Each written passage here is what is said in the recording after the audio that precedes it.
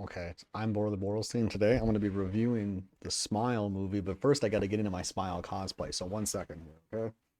I got to get into my Smile cosplay. If you haven't seen the poster for the movie, she's like in some jeans and she's got like a zipper in front, okay? And her mouth is coming through like this. Okay, so now that I'm in the Smile cosplay, now that I will do the review. So, first off, what are the good things about the Smile movie? Well, one, the cinematography is okay. Okay, I gotta get this shit off my face. This shit's insane. How is she in the movie like this? What is the poster? Okay, here we go. This is pretty good. I'll just do this. I gotta go change the heat. It's really fucking hot in here right now. Okay, let's just hope the fire alarm doesn't go off. Otherwise, this is gonna turn into a DSP kind of review. Okay, so first off, one good thing about the movie frames people's faces very well, almost like if they're taking portraits. Sometimes it almost looks like this kind of like this like pastel effect where people's faces are so much more enhanced than other things in the scene, and everything in the background and everything to the left and right in the periphery is always kind of blurred out. So you're really looking at people's faces here, which is good because that's what the movie's about. Second off, I guess that's really the only good thing about this movie. This movie fails in every capacity imaginable in every other way. So, first off, this film is about mental illness. Okay, then why does the film seem to have like the most superficial TikTok understanding of mental illness imaginable? We have characters who are supposed to be psychiatrists in acute wards, and they have the um, like clinical demeanor and approach of like somebody on Xanax and challenging somebody's beliefs when they're in a mania or psychosis is not only not helpful, but it doesn't help them to trust you. You need to get buy in from people who are in those moments so you can understand the world the way that they do, so that then you can treat them. If you just challenge them, that's not going to lead to any effective treatment. So, the psychiatrists and people in this movie, 0 out of 10, they should have had somebody consulting on the film. So, moving on, let's move on to the dog shit plot. So, the plot is it takes way too fucking long to get started. The characters are all just milling about. Main girl, some girl comes in, and then this girl kills herself in front of our psychiatrist main girl. Oh, boo, boo, boo, boo. Oh my God, somebody killed themselves in front of me. And we don't know why it's happening. The problem with this movie is that nothing interesting happens for 40 minutes other than this girl killing herself. The problem is that the movie like really takes a long time to reveal that there's like a smile demon, but if like, of course, there's a smile demon. Why else wouldn't there be a smile demon? Because nothing else is going on in the movie. There's no other discernible reason why anyone is doing any of this dumb shit unless there's a smile demon. Like the movie doesn't even leave in the possibility that it's anything else. It's a smile demon. That's it. Okay. But the problem is the movie is like 2 fucking hours long, and it takes so long to reveal that there's a smile demon. It tries to pretend at times that maybe it's like the main character's mental illness, which is hilarious, by the way. How this manifests in her relationship with A Train. So yeah, she is dating A Train from the boys, by the way, which is pretty cool, pretty cool. And he breaks up with her because he quote did a Google search about mental illness and said that it was genetic, and that he's like, well, first she's like, oh, how could you look that up? As if like that's like a forbidden that's a forbidden Google search result for him. He could not look that up. Like she got a notification on her phone that was like, your boo is looking up forbidden knowledge about mental health. Silence that. And then he's like, "Oh yeah, I found out it was genetic, and I wanted to figure out what I was getting myself into. And, in case they're gonna have like some kids, right? He didn't want them to turn out crazy. So this film is ignorant about mental health because one, that's not true. Like it's partially true, but it's more messy than that. So the movie both replicates ignorant stereotypes regarding mental illness, um, to the detriment of like everyone, because the movie doesn't ever actually correct any of this. Like the psychiatrist lady doesn't go, oh, it's a combination of factors.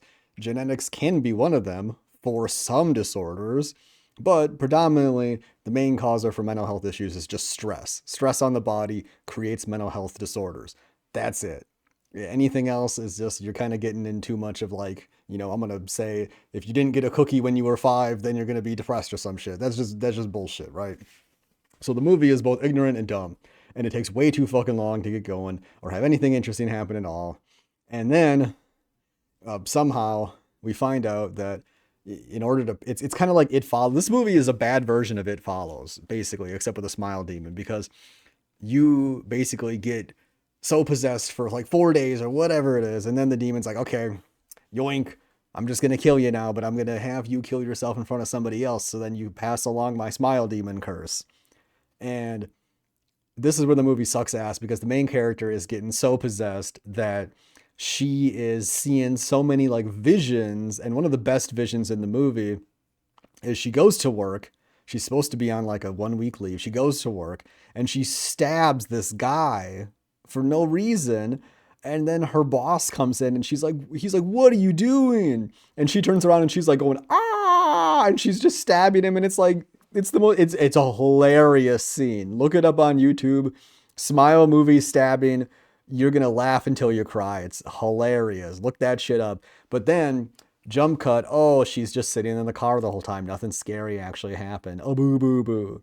So, as the movie goes on, she's more isolated from her friends and family because, honestly, regardless of like bringing a dead cat as a gift, she just really has an unlikable personality. So I think she would have been like isolated from her friends and family just because of her unlikable personality anyway.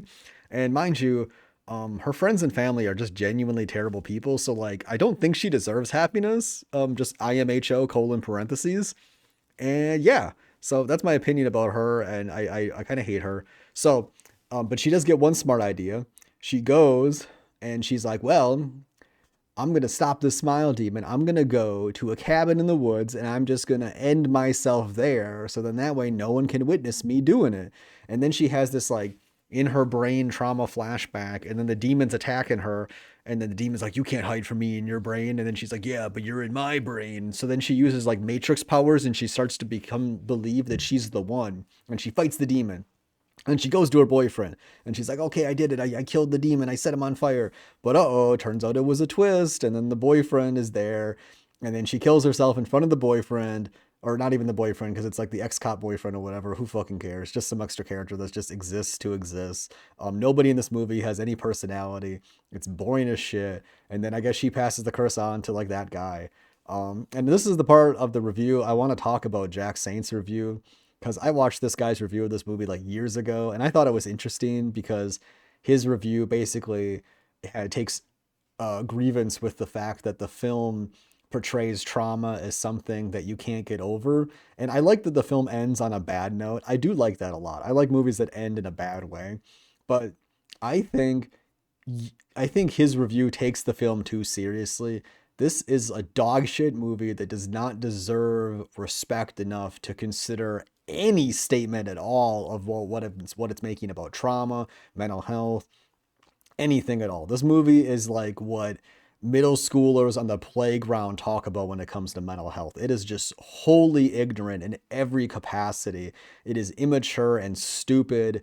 It could have been a TV show and it would have been more interesting because they would have had time to actually give you something to care about. Because the problem is that nobody in the film was likable. We don't give a fuck about anything. We don't give a fuck about anything that anyone has to lose because they're all so goddamn wealthy and well off. Like, it's just stupid. Nobody risks to lose anything. Like, oh, your boss made you take a week off of work. Wow, that sounds hard when you're a fucking psychiatrist. Like, oh my god, how taxing on you. Like, whoop de fucking do. Like, I don't know. Anyway, I give the movie like a point 0.5 out of 10. It was genuinely fucking boring. I've never watched a movie and been so fucking bored that I'm just sitting there like typing how fucking boring it is and rewriting the movie in my mind that hard. So yeah, 0 out of 10. Okay, I gotta take my cause. I gotta see how to stop this review now. Okay, here we go.